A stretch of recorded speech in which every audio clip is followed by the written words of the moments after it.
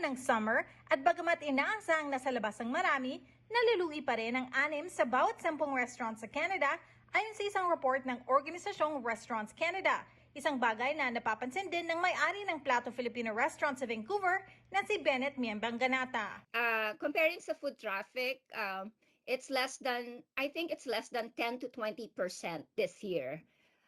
We are expecting more, pero summer na, medyo naghihigpit pa rin ang sinturon ng ating mga kababayan in terms of, spending or eating out. Ang mas konting customer kumpara sa mga nakarang taon ang isa sa mga dahilan kung bakit napapasalamat ang kababayan sa mga events at festivals sa summertime katulad ng Filipino Heritage Month nitong Hunyo.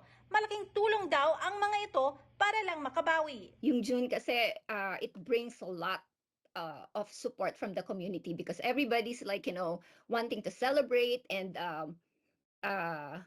highlight the food culture of the Philippines, especially yung mga events every weekends.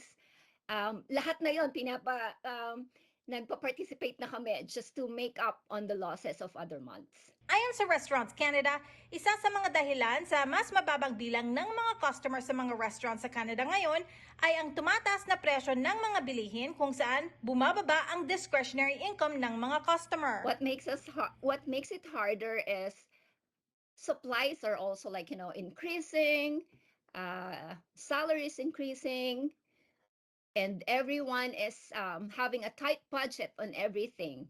So number one affected will be the restaurant industry because people choose to cook their own food at home. Kaya ginagawa ng Plato Filipino kung anong makakain nila para ma-advertise. We're marketing our online ordering. We are on the online platform already.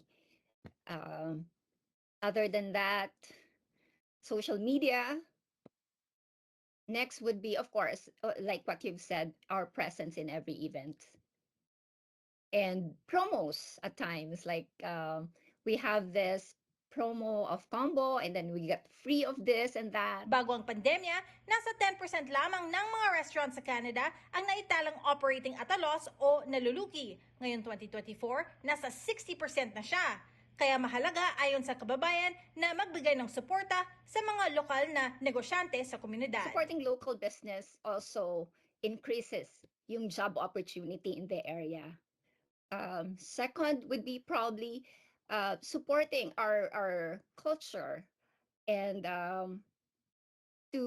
para lang mabuhay pa siya for so long and yung mga young generations pa rin makilala kung ano yung pagkain natin, ano yung nakagisnan ng mga parents nila.